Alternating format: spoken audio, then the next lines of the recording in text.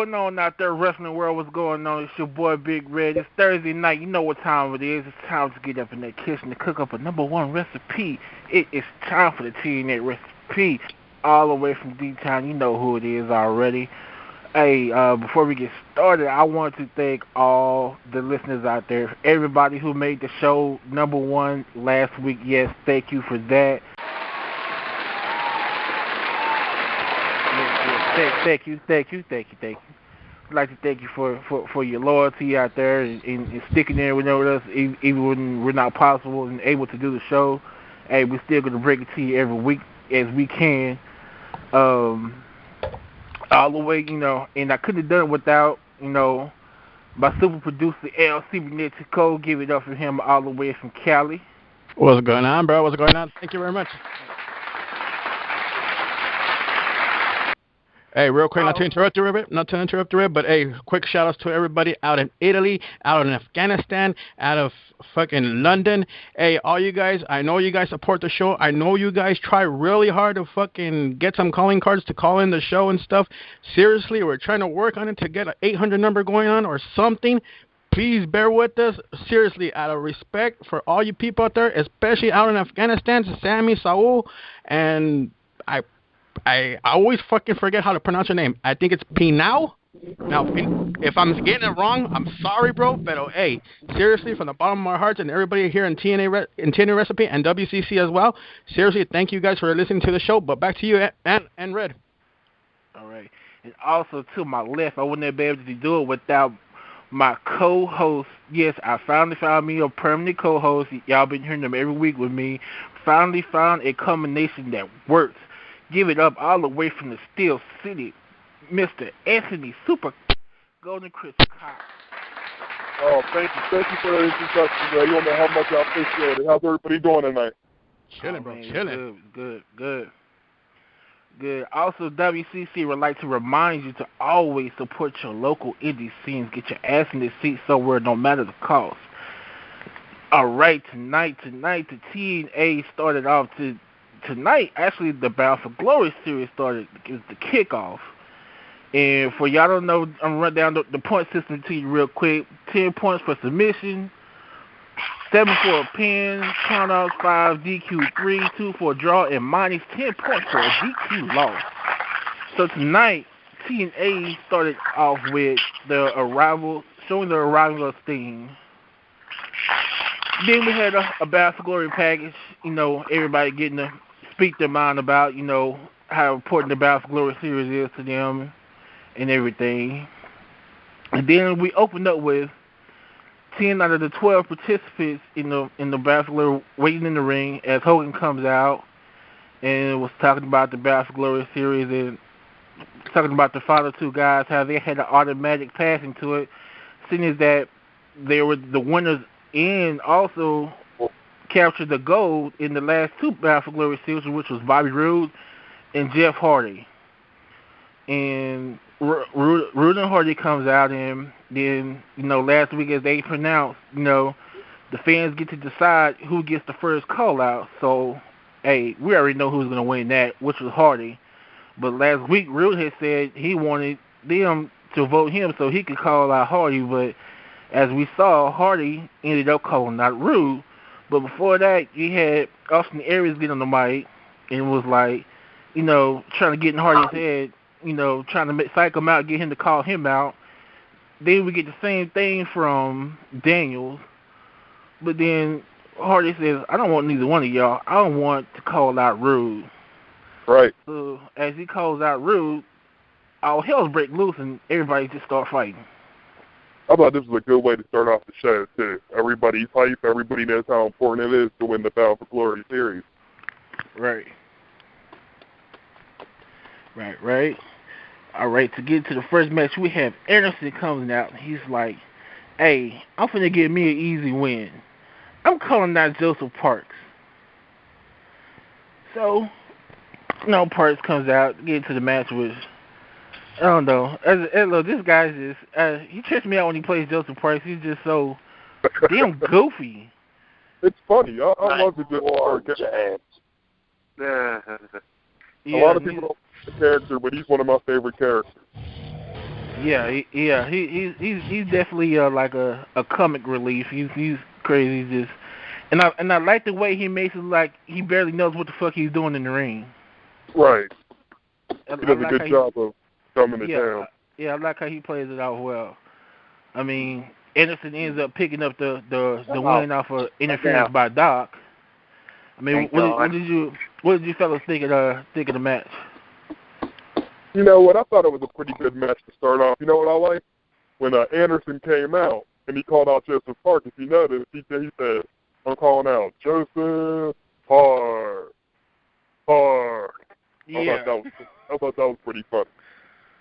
Yeah, I did too. That was good. Wow. I kind of missed him doing that.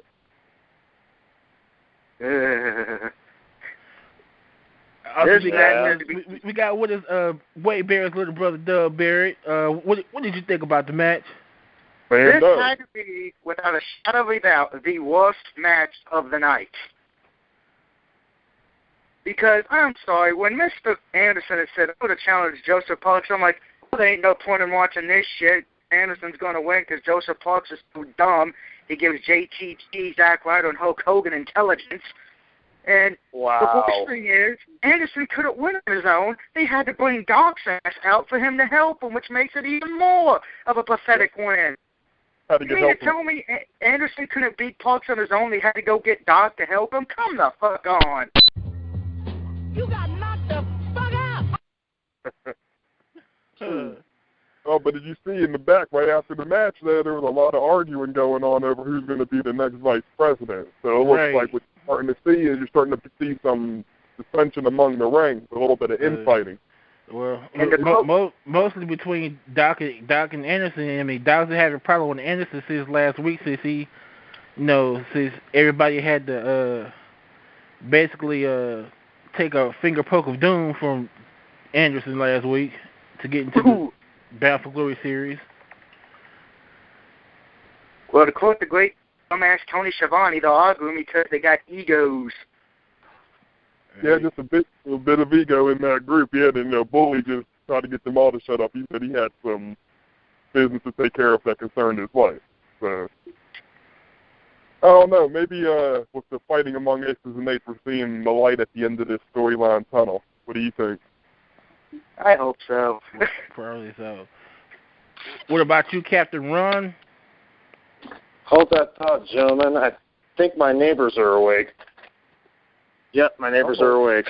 I just heard a crazy "Let's go" heat chant between two houses. Invite them on. Wow. Good God. Okay. In regards to these, I think I'm pretty much with Doug on this one, because this was indeed the worst match of the night. I mean, we've seen these two different sides of Joseph Park. We've seen this one as basically the green, the show shows tons of green and tons of ring and experience. But then we've seen that side when he gets bloodied up that basically turns into an old friend of ours known as Abyss. And in all fairness, I honestly think that if Joseph Parks actually pulled off the upset tonight, it probably would have sat here and made things very interesting for this BFG series. I actually was disappointed that Doc actually had to come out to basically make it interesting, even though everything that's been going on as far as basically Anderson and Doc and all that other good shit. I got a feeling that Doc is going to be looking out for himself from here on out. Granted, he's trying to protect his brother and all, but we've seen this before. We've seen it happen in the past with the dissension in the ranks, and if you provoke a person enough, they're going to snap and going to make damn sure that you go down hard. So I think Doc is going to end up costing Anderson a shot at the world title. Yeah, he's at least going to cost him to lose some match during the series. I can guarantee that. Right. Up next, we had the rookie Jay Bradley comes out and says he's going to call out one of the smallest but biggest dogs in the yard, Austin Aries. Oh, I thought that was pretty bold. I thought that was pretty bold of him. Yeah, I did too. But what was this guy thinking calling out Austin Aries out of all people? I can tell you he's got more guts than brains. Hey, well, who was he going to call? Joseph Park had already wrestled. So. I'm like, this guy has no problem flaunting that he's a dirty heel, but yet you call him out. Hey, for me, I thought the match was pretty good. I mean, I thought it was too. I mean, hey, Austin Aries is a good worker. He can work with anybody and make anybody look good. That guy, you know. I thought Jay Bradley held his own against the former world champion. You know, he didn't get all starstruck or freeze up or anything. He went in there and wrestled his match. You know, the result didn't go the way he wanted, and we knew Austin Aries was going to get the win on him, but hey, it was still a pretty good match, though. Yeah, it was. What was your thought about the match, Captain? I actually liked it. I'm impressed with Jay Bradley. I'm impressed with the way he actually came out tonight. He came out, he challenged with the big dogs. I mean, it's always a big thing when you challenge the former world heavyweight champion. And that that one right there pretty much shows that they're going to try to get this kid a lot of push. This kid brought the pain to Austin Aries, and Austin Aries didn't know what to do. He figured, you know, I'm a former world champion, bitch. What the hell are you thinking challenging me? You must be out your goddamn mind, motherfucker. I'm about to show you how it's done. And sure enough, he showed him how it's done, but Jay Bradley showed him, hey, you know what? I got this too, motherfucker. How about these apples? And it was just the match from beginning to end, perfect ending, perfect shots. It was literally, Jay Bradley's got a long career ahead of him, and I will be flat out impressed because there's a lot of former world champions, a lot of former champions in this series. I will be really, really impressed if Jay Bradley makes it to that final four at BFG. Yeah, I also like the way it started out. Jay Bradley thought he was going to get a cheap shot in on Aries, but Aries had his number. How about you, Barrett? What did you think of this match?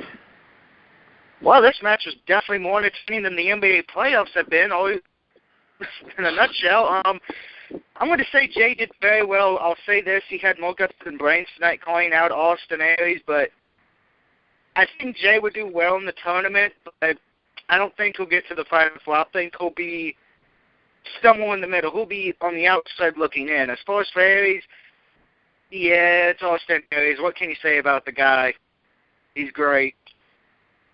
Yeah, there's nothing more you can say about him. You know, he can be a jerk, but hey, he's great, period. Well, hello. Welcome to the show. Hello. I admit I was a little too shy to talk for a second. Don't be shy now. Don't be shy. Well, right now we're talking about the Jay Bradley versus Austin Aries match. What did you think of that match? Well, I just actually wrapped up my review, and, I really loved this match. I don't know. I haven't, watched too much of Jay Bradley, but just from what I've seen from him, and this match just, proved everything. He just did great, and he stood his ground, honestly, in my opinion. All right. Yes, I agree. He did. He shows that he's going to be a force to reckon with in the near future. Boomstick. Boomstick, that's right.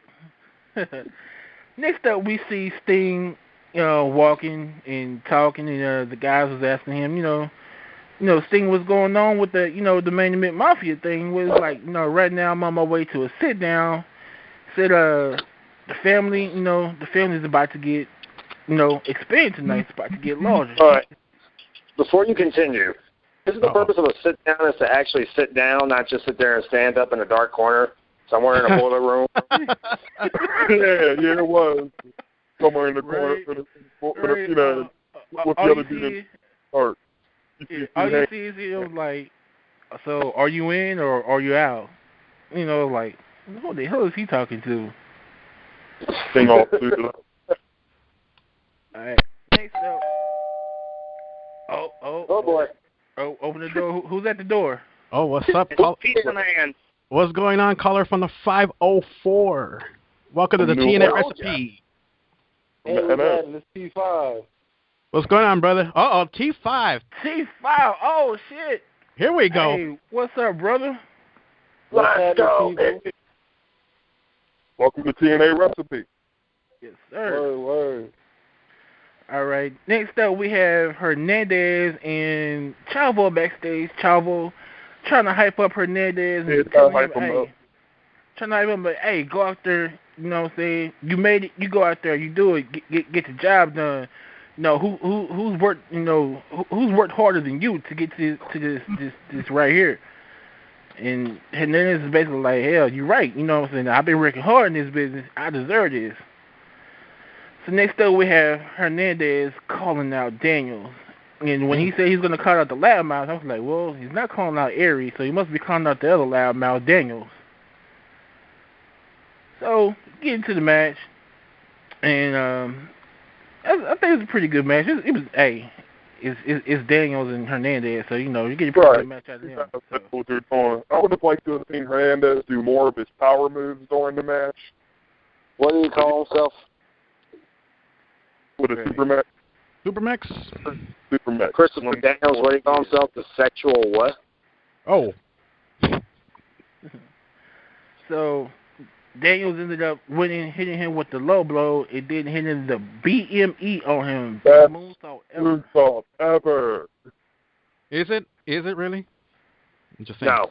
Hey, okay. Look, when I see him wrestle, I used to do it. I was at an indie show watching him wrestle. Hey, the whole crowd was into it. They were screaming best moonsault ever before he did it. So, hey, you know it's not the best moonsault ever, but let him hype it as such. I haven't seen nobody do it better, so it must be. I have always loved Daniels, and I don't know, I just love whenever he finished it with the moonsault. Like, no one else can rock it like Daniels. Yeah, I haven't seen him do that moonsault in a while either. You don't see him throw it out that often because he's been doing mostly them tag matches. Also, he was sporting some new ring gear tonight, too. Yes, he was. Fuck Chris Daniels. Uh-oh, here comes Doug. Thank you. Oh, shit. Here we go. Damn. Here we go. It's time for the wise one to start talking. Here's the problem with this. Everyone, let's go back a few years ago. Everybody wanted Hernandez to get the big push to be champion, and so even I wanted to. Tina, you have the perfect opportunity to make Hernandez what you want, a champion like everybody wants. You can actually have a better Mexican champion than Del Rio is right now. Whoa.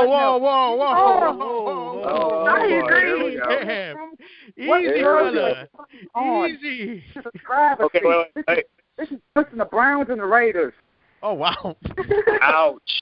Okay, hang on. Wait. Okay, you do realize this was just opening night, right? It's one match. It's one match. It does not depict pretty much how they're gonna pretty much go out and go ball team. It doesn't look like Hernandez is gonna have like some big giant move streak. He'll bounce back. We got to remember, like they always do. There's 3 months worth of matches still to go. Yeah, remember Samoa Joe started off slow. I think it was last year or the year before last. Then he picked up steam and started ripping off wins. Oh, Samoa Joe is an overrated fat fuck. Oh, wow. Wow, man, that's not right. Black and white, clear as crystal. You get nothing. You lose. How about my boy Joe? Joe, I mean, I understand that Joe's not as badass as he was a few years back, but hey, there's still time for that. Damn. Please get off of Joe's job. What? Thank you. Oh, God. Hey, little dude. Okay. Hey, little dude. Who got his panties in a blunt? Is he okay? I don't know, but he needs like a hug and maybe a hooker or something. He is like 10 different shades of pissed off right now. Wow. He must have lost a lot of points tonight. Okay. He must have lost serious points tonight. I mean, okay, in regards to the match itself, the match was good. I mean, you know, Hernandez, Supermax, we all know he pretty much dominates no matter pretty much who his opponent is, which is a good thing. Daniels is living up to that heel, to that nice little heel hype. I mean, you know, he pretty much living like he doesn't give a rat's ass about anybody, but basically unless they worship them now. But when it sits there and comes down to it, I I'm really enjoying the fact of the pairings they got going, because this seems like this BFG will be a lot more entertaining with a lot more fireworks, a lot more plot twists than last year's. Because pretty much when James Storm came back, he literally ran the table from day one. That battle roll set the tone for pretty much what was already coming. But didn't Joe take the lead for a while? He took the lead for for pretty much a brief moment, and then the last match he actually, I believe he either got pinned or tapped out. I can't remember which one, but he needed that win to get into the final four, and he ended up losing that match and losing the shot. All right. All right. Next up, we have Brooke Hogan, showing Brooke Hogan arriving, blah, blah. Let's don't care about Brooke Hogan. Next up, we have, as Daniels calls him, Francois. Fuck you!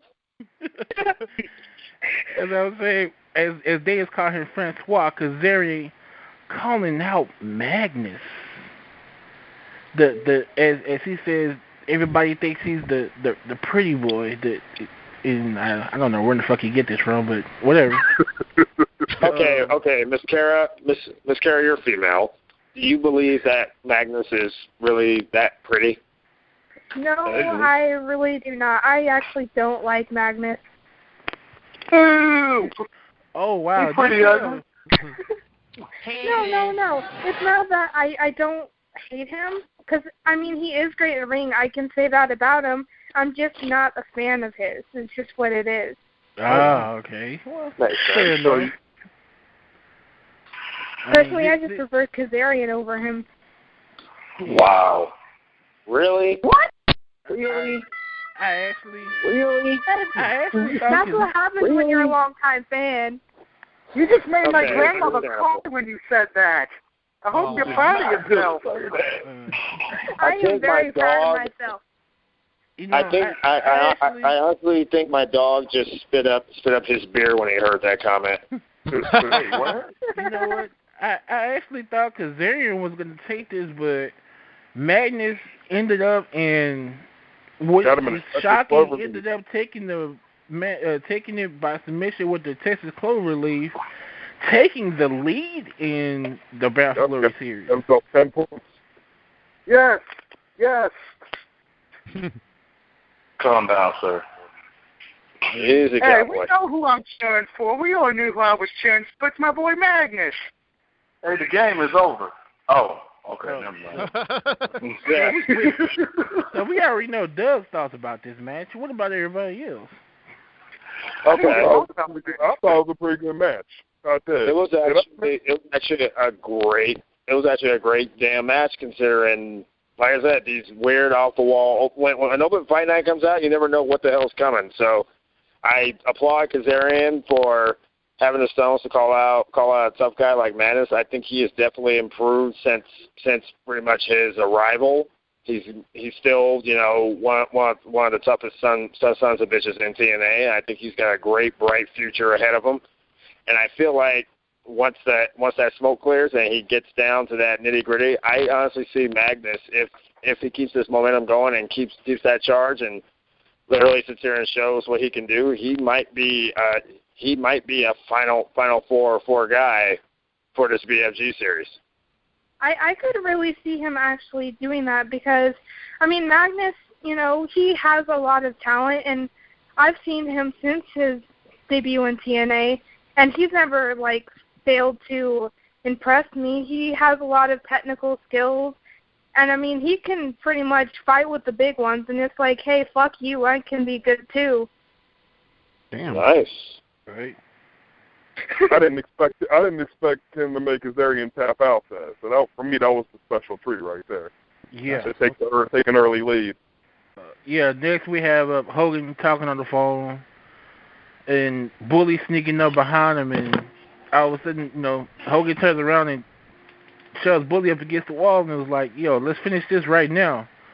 And Bully sarcastic is like, do I look like that type of guy that hits somebody in the back of the head with a hammer? Yeah. Yeah. Yeah.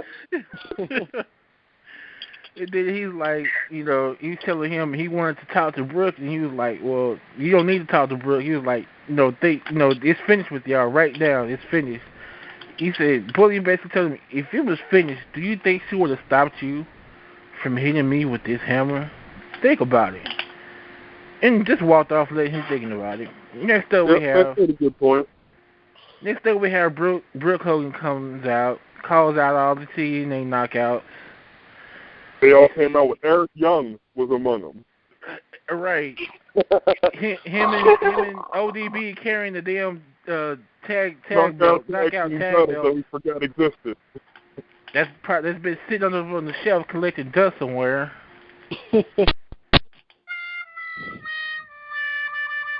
Hey, wait. Okay, take that one back, because that was probably the highlight of that whole goddamn bullshit-ass segment. Was those two sitting here making out and tucking and rolling like a couple of horned-ass dogs all the way out of the ring. That was the highlight of that whole segment with Brooke Hogan. I mean, the least Brooke could have did was, wear a top that, was a little lower than whatever the hell she was dishing out tonight. So it was the highlight till Mickey James came out. I was like, oh, yeah. Yeah. One lifetime ago, yes. As we see Mickey playing up to her heel turn even more, sarcastically saying that how's Velvet gonna face me? She's still hurt. I mean, what are you talking about? And Brooke was like, hey, I've already talked to her doctor. Y'all going next week. Then on top of that, she announces a match between Gail Kim and Terry Terrell in the ladder match for next week. And I'm like, oh wow, they are really getting in it with these, women's matches. I don't know if it can top. I don't know if it can top their last one knockout standing match. So that's the only thing. Yeah, I don't think they can either.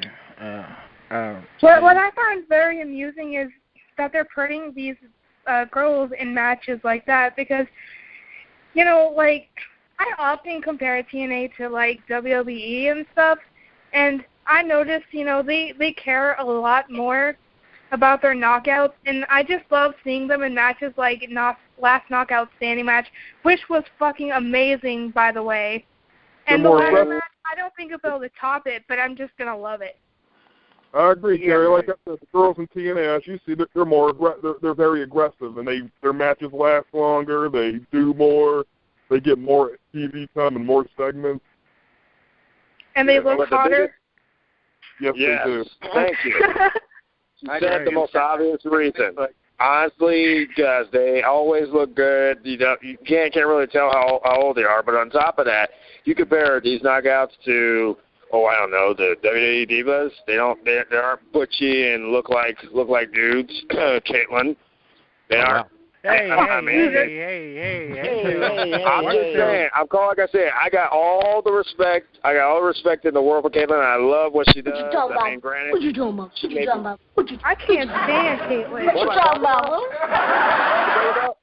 Okay, I'll put like this. If you wanted a Beth Phoenix wannabe, just call fucking Beth Phoenix.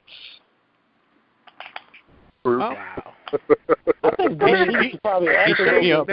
the thing I love about the knockouts is not only do they look good, but they're fucking awesome in the ring.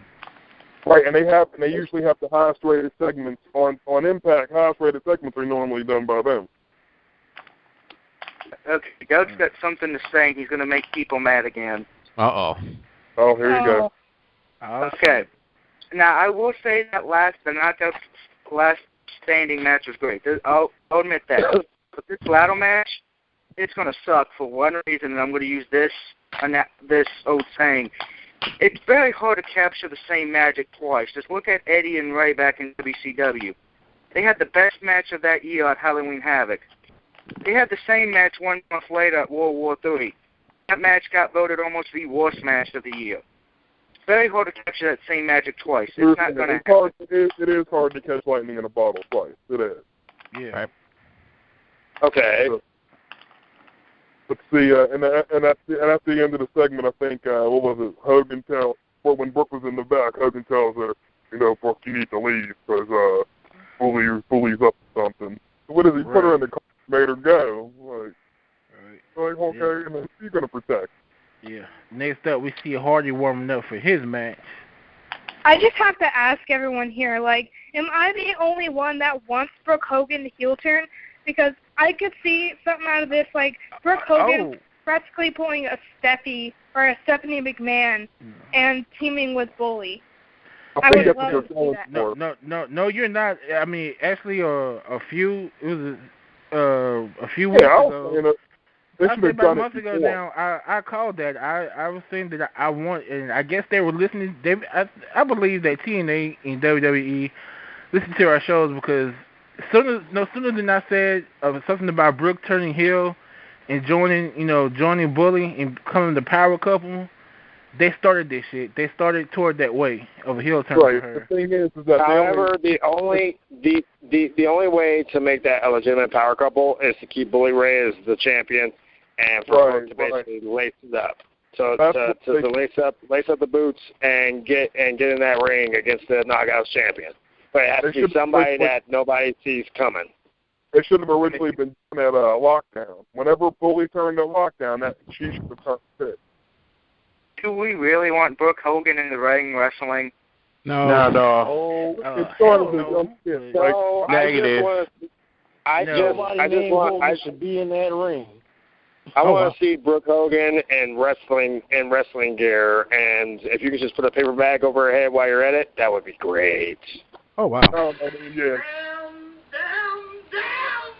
TNA is oversaturated with the Hogan family already. It is. I don't see Eric Young in a dress replacing Brooke Hogan in a match. True. I mean, Brooke, she'll... If you put Hogan or Brooke Hogan in a match, she may have, like, some wrestling skill because given that, who her father is. That doesn't mean anything. That don't mean nothing. It doesn't mean nothing. Hey. Okay, wait. I don't even like her father, so. Okay. To actually defend her statement. How many matches was Stephanie McMahon in before she faced Lita for the women's championship? None. She was green. She was getting slightly trained, but she hadn't been in any legitimately live, televised or non-televised matches before she faced Lita. And thanks to guys who basically love flash photography, she became women's champion. I can see the same thing happening in this case, except for the fact that TNA has that whole men can't smack the knockouts thing, especially after the whole Booker T. Sharmell situation. But I'm pretty sure what happened with that?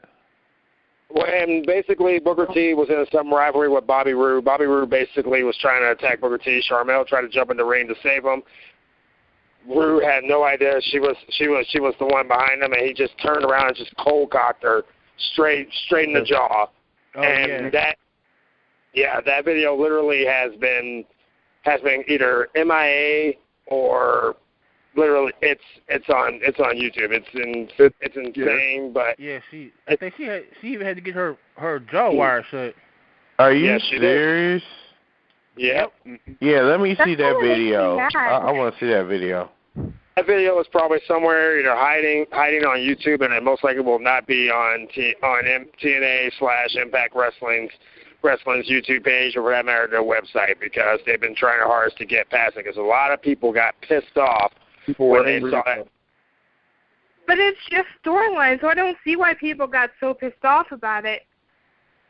Simple reason, because they don't believe in violence between men and women. Even though they've had a guy basically hold a women's championship for God knows how, but he never got physically involved to the point where there was actually some controversy with it. But ever since that Booker T. Sharmell thing, Impact's been trying to keep its image the way it is, where people are good and men don't hit women and all that other shit.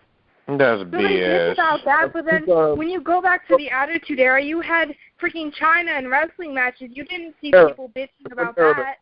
That was a different era. That's the thing. Yeah, deadlifted more than Hunter. That's why he on steroids. So yeah, that was a different era. Dudley used to put women through tables. All right. Next up, we have a renewed rivalry between AJ Styles and Samoa Joe. It was a nice back and forth match between these two. Yeah, it was. It was. I say boo for one reason, because of the fucking ending. They could have gave them another 60 damn seconds. They probably would have delivered something. When's the last time you saw a match end in a draw there? Matches don't even have time limits anymore. When's the last time you saw a match end in a draw? Last year, they actually had a BFG match that ended in a draw, and people still were chanting. And they gave them the 60 extra seconds, and they got an actual clear-cut winner. So that's the part that pissed me off, is that they didn't deliver it this time. And these two guys know each other so well that I'm pretty sure there would have been counter after counter after counter for at least the first 30 seconds, but somebody would have locked something in. We could have got a winner out of that match instead of a draw. But you're going to have some draws during this series. It is what it is. It's not like you're not going to wrestle again at some point, possibly during the series. It's just something to put into at the bottom, even though I think Jay Styles is going to win the whole thing. I just did. Right. Yeah. But I think in general, like, that match should have been more than 15 minutes anyway, because AJ and Samoa Joe, they've always been people who fight more than 15 minutes. But the time limit is 15 minutes, though. That's part of the rules of the series, 15-minute time limit. Yeah. The thing is that it's the Bound for Glory series, so they're basically figuring that whoever's in this series can get that job done in that short period of time. They're figuring whoever is going to be the one that challenges for the world title has to be prepared for everything. They basically have to have that extreme gut check. Yeah, you got to have that. It gives it to not only you have to win, but you have to try to win as quickly as possible. So it's all right. Just it'll make us more motivated for the next match in the series. All right. Next up, we have Bully Ray talking on the phone to Brooke Hogan, and it was like, was telling her. Yawn. Yeah. We're telling her, come back to the arena. Why did you leave? Come back. I want to talk to you. And then he sends off Nux, Devon, and Doc to go get her or whatever, make sure that she gets back. Next up, we see Hogan talking to Chris Sabin, Kenny King, and Suicide about the X Division and stuff, and was just giving them praise about good the good shit they've been doing with the X Division, and was telling Chris Sabin what if he decides to do as far as turning in the X Division title for a shot at Bully Ray's title. Jackson told him, hey, but remember, you got to win next week. Right. Oh, before we continue to the main event, you are listening to the TNA Recipe every Thursday night, 30 minutes after Impact. The number to call is 760-569-7676. Again, that number is 760-569-7676. SS code 200-446-pound. Again, 200-446-pound. Hit that pound button. Make sure you hit it or you're not getting in. Next up, we have the main event match of the night, Hardy versus Green. Let's get ready to rumble!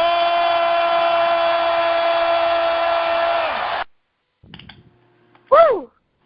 This match was pretty damn good. I'm not gonna lie. I enjoyed watching the match. Rude and Hardy was going back and forth. This was a pretty good match. Yeah, I thought it was a good match too, and I like Rude if he did all his things. He held it up during the match. So we actually went for a submission hold to try to get them 10 points. So just hold on, Ant. Hold on. One more time, Ant. You're like breaking up. Yeah. So, all right. What else? What I thought was cool was that Rude tried to go for that cross-face submission hold to get 10 points after Jeff Hardy missed the Swanton bomb, instead of just going for the pin. So he felt that those 3 extra points were going to be important. Yeah. I would think maybe we'll go for the pin myself. I was surprised. What you think of this match, Ron? I mean, if I were going to hit a submission or something, I would have waited longer and, like, actually dealt some more damage. But I think given that situation, Rue would have been better just going for the straight pin. Right. I agree. Yeah. You don't want to know my opinion on this match. Because you've just been like an analyst of SOB tonight. It's the whole show. That's about the nicest way I can put it. Okay, I get it. You're pissed off that there was no hockey tonight, but hockey's still going, so smile, goddammit. That's not it. Okay, the reason I was pissed with Hernandez because I like Hernandez. Here's my problem with the Rude and Jeff Hardy match. I love Rude, okay? That's a fact. And anyone who knows me knows I'm not big into Jeff Hardy. Right. My thing is this. Rude was a dumbass idiot to try to go for a fucking submission. Hardy still just went for the pin, got the 7 points, and went backstage and drank a beer. First for Jeff Hardy goes, how many fucking chances has this guy had? He's had more chances than Scott Hall and Chad Johnson. Damn. As far as I'm concerned, and I know all the Jeff Hardy fans like, oh, you mean, where, and saying you're a hater because he drugs. Wrong. I hated this dumbass since day one when he was a jobber in the WWE, and he should have been left a fucking jobber. Oh, God. Wow. Okay. Me and you have problems, man. Stop. No, hold your applause, people. Hold your applause. Doug, I have one question. You are Canadian, right? I'm American. You're American? Are you sure? Because you just literally just sat here and just told an American that he pretty much should have just stayed on being a Zack Ryder. That's what you pretty much just said. You just told that Jeff Hardy is about as talented. That's pretty much you just sat here and just said that Jeff Hardy is about as talented as Zack Ryder, which is bullshit. Jeff Hardy, I will. Okay. We're gonna say it today. Okay, so if you're going TNA wise, you're basically saying that Jeff Hardy's about as good as a Robbie E or a Shark Boy, or I don't know that nasty little rash you get when you sit here and get your face run into the ring. I would not watch Shark Boy. How can you disregard he's their most popular guy, top merchandise seller and everything? Let's give Jeff Hardy his spot. I want to turn off my television. Okay, wait. Okay, for starters, as good as Bobby Roode is, I'm gonna literally stand by something I said about Bobby Roode I'd say when he became world champion, that he was becoming what's that word? A Triple H wannabe. Same moves. The only thing that's missing is the pedigree and the water spit. That's pretty much it with Bobby Roode. If he gets rid of that god awful ugly ass imitation Ric Flair robe, I think he might actually have himself some kind of a decent push. It's an ugly ass robe. I'm calling it. It's cool to.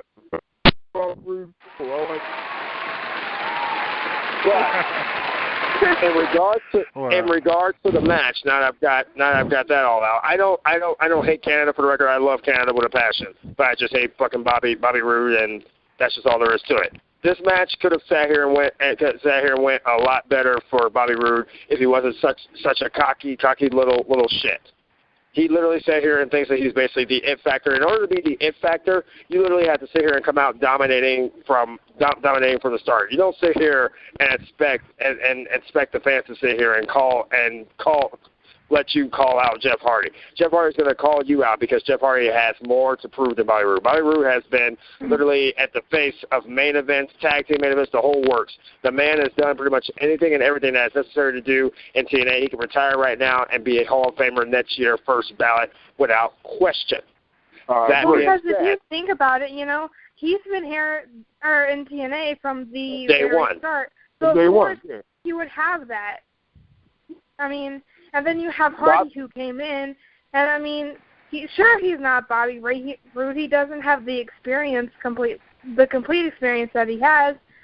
But Hardy and Roode, at least for me, they both have an equal amount of talent, and I can't hate on them. They're both cool. This match pretty much could have gone either way, and I think they pretty much proved that tonight.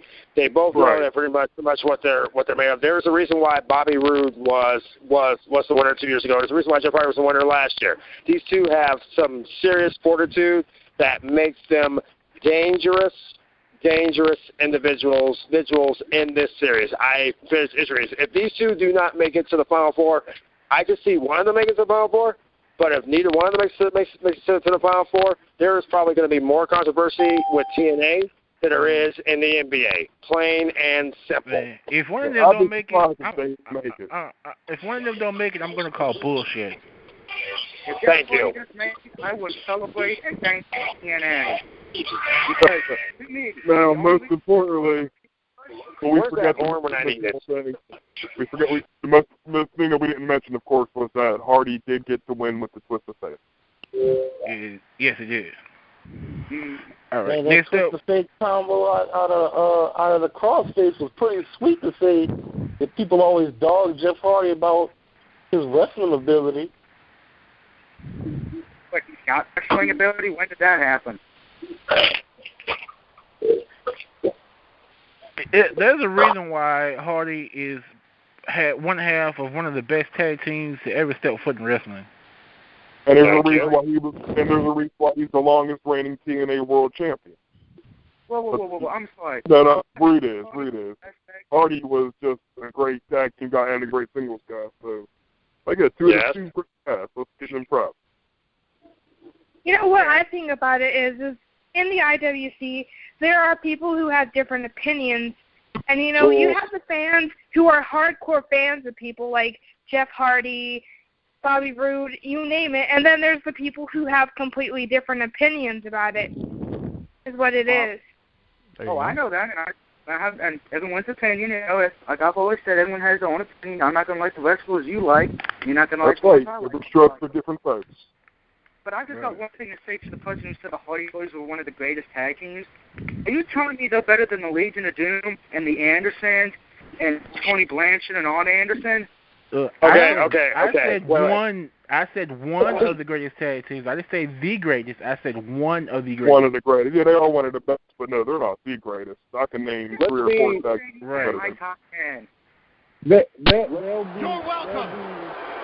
They'll be known as one of the greatest tag teams of the modern era of tag team wrestling. But like all time, they may not even scratch the surface. That is true. However, when it comes down to it, when you talk about some of the greatest tag teams in professional wrestling, teams that pretty much sat here and took innovation to levels that we never thought saw coming, there are going to be pretty much three tag teams that are going to come out. With respect to the Andersons, with respect to pretty much the tag teams of the Four Horsemen, with respect to Legion of Doom, 3 tag teams in my head right off the bat are going to come to mind as far as basically innovators of things that we didn't think tag teams could do. Edge and Christian obviously going to be right there with them. Right. Team 3D if you're going to say Edge and Christian, you could just say the Brood too, because they were just great too. Oh no. True. Who? Exactly. I'm literally banging my head against the statement. But that other team that pretty much comes in there, and we pretty much all know where this is going. It's the Hardys. Plain and simple. You can't sit here and actually say that, you know, with all due respect to, you know, all the throwbacks and old schools and all that one. Right. Jeff Hardy has probably had a more successful singles career than his tag team career, but he's going to be more remembered for his for his tag team than his singles because of everything he did as a tag team with his brother. Right. I mean, exactly. Them the 3 teams that's going to come to mind. The Hardys, 3D, Team 3D, and Edge and Christian. They did elevate the tag team to new heights. They set the bar for tag team matches. They did it with one match. TLC. WrestleMania 2000. Wait a minute, how did we get from a wrestling to talking about a music group? Oh, wow. Well, let's talk about what closed out the show. Smart ass. Nice, though. Good call. Nice one. I'm in one of those. All right. Moving on. Next up, we have Bully Ray coming out to the ring. Basically, the ring scene, you know, talking about the Bound for Glory series. See, it doesn't matter who wins the Bound for Glory series. Whoever wins, just remember, you have to go up against me. And no one is taking this belt from me. No one is taking this title from me. Allegedly. he wants to talk to Brooke, and calls Brooke out to the ring, but instead we hear the theme of the main event Mafia. And Sting, modified. Right, modified, remix. We have Sting hit the ramp. Sting comes out to the ring and was like, was telling him, it's time. I've got my family together. We finna whip your ass. And Sting is over in the corner taking off his jacket, taking off his tie and everything. And Bully was like, what you doing over there? Stop what you doing. What you doing? Next thing we know, Sting is whooping Bully's ass. Bully's trying to run. And as he's backing up the ramp, guess who shows up? Wait, but before that, you remember he tried calling out his oh yeah, that's right. Before that, he said, "Don't make me do this thing. I'm gonna snap my fingers. My boys will be out here. I'm gonna snap my fingers. Aces and eights, get out here." He's looking around. No aces and eights. He says it again. Sting points to the Tron. You see the rest that was left laid out in the back. Like, okay, who in the fuck don't lay them out? It's the most comedic part ever. The most comedic part of that entire video of the Aces Eights getting laid out was the fact that somebody actually managed to sit here and take a keg and put it right there in the right spot. On the Briscoe. Made it look like he got keg. Like he got donkey punch Cinco de Mayo style. Right. And then as Bully Ray's trying to get away from Sting, he's back up, and guess who he runs into? None other than one of the original main event Mafia members, Kurt Angle. Yeah, it's the same Kurt Angle who didn't come out there and help him during the main event at Slammiversary, but that's neither here nor there, right?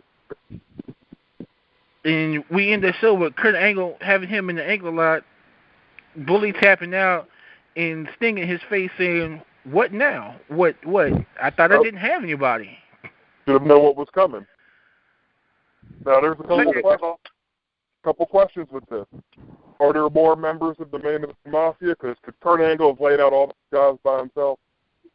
Yes, there is more. There has to be more. There's more because, I don't believe Kurt Angle leading them out by himself. Now, do you guys think that they'll bring in all of the original members? They can't They can't get Booker T because he's under WWE contract. Kevin Nash apparently pulled a nut muscle and he's unavailable. And Steiner hates Hogan and TNA in general. Yeah. Pretty much when it comes down to it. It's going to be a whole new lineup. All right. We got a few minutes left. We're going to start wrapping up. Hey, Ed, let us know where we can find you at.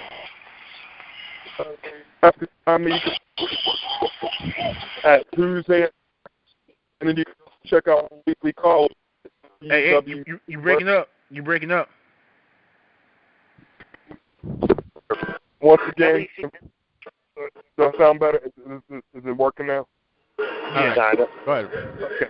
You can follow me on Twitter at Who's Aunt Cock, and you can also check out my weekly columns at www.kayfabekickout.com. One of my most controversial columns will be coming out next week, so don't miss it. I'm saying it right now. Please don't miss it. Yeah. All right. Hey, I understand Miss Kara has a blog. Let us know about your blog. Where can we find it at? Well, I have a blog here on YouTube. I go by Emo Kitty Cat, and it's a long name, so I'll probably just send someone in the description. But I also have a Twitter. If you want to follow me, at HeelKara Y2J fan. That's all I have. All right. Well, you can find me on Twitter as well at Reddon81. That's REDDON81. You can follow me on my light page on Facebook. Also follow the Tna Recipe light page on Facebook. You can also find us at on Twitter at WCC Live. Also find us on Facebook at facebook.com/group/Wrestling Commentary Central. And also you can find my group's light page on Facebook, Men of Passion. And I think that's about it. That's a wrap. Don't forget also to check out Sex Battles every Wednesday night. Mr. DJ Gator himself. Unfortunately, still the second spot on this week. What's going on, Gator? Oh, shit. It's all good. It's all good. You know, we just letting them keep it warm for us. Congratulations to you. Don't hate. Don't hate. That's so ugly.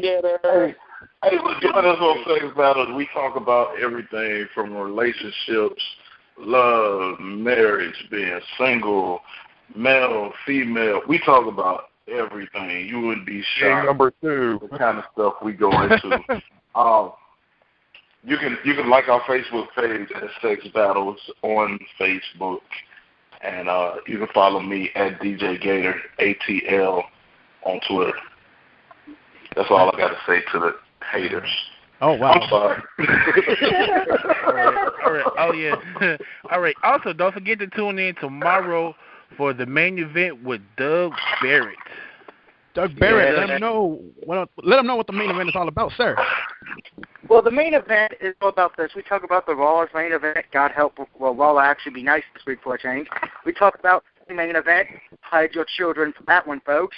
We talk about the TNA main event, which, yeah, no one's going to like me on that one. And we talk about the SmackDown main event. So the jackass who fucking spoiled it this week, I'm going to come find your ass and stick my 12-foot boot up it. You're going fine. Doug, just out of the sheer curiosity, how many F-bombs do you plan to throw out in the first 5-10 minutes of the main event? Because I know the hockey game's tomorrow night, and I'm pretty sure you're going to be dropping some because it's not. Yeah. Just say this. You may want to have the censorship button ready because it's going to look like Hell's Kitchen. Oh, fuck that. Wow. Hell's Kitchen is censorship. Shit. Yeah. I'm sorry. Too early? Well, fuck it. Let us know how you really feel. The WCC Brawl champion, and for those that don't know what that is, also let them know what that is. Doug, since you're the champ over there. Wait a minute, people don't know what WCC Brawl is. What are they doing? Watching Combat Zone Wrestling? Anyway, oh, damn. WCC is where we do what the IWC fans wish they could do. Put on entertaining shows. Wow. Make our own characters. Make our own storylines. Oh, yeah. Like I said, the check don't last, suckers. You're welcome. Exactly. It's going down. Boom goes the dynamite, motherfuckers, is all we got to say. It ain't a pipe bomb, it's a real bomb. Also join us every Monday night for the Uncensored Show, 30 Minutes Right After Raw. Tuesday night with my boy EL.CIBERNETICO and my twin, Mr. Jones, every Tuesday night. And every Wednesday, Ring Rockers with Mr. Reeves. And as you already heard, the Sex Battles with Mr. Jacob Marshall. Don't be saying my name like that because you're number 1 for a couple of weeks.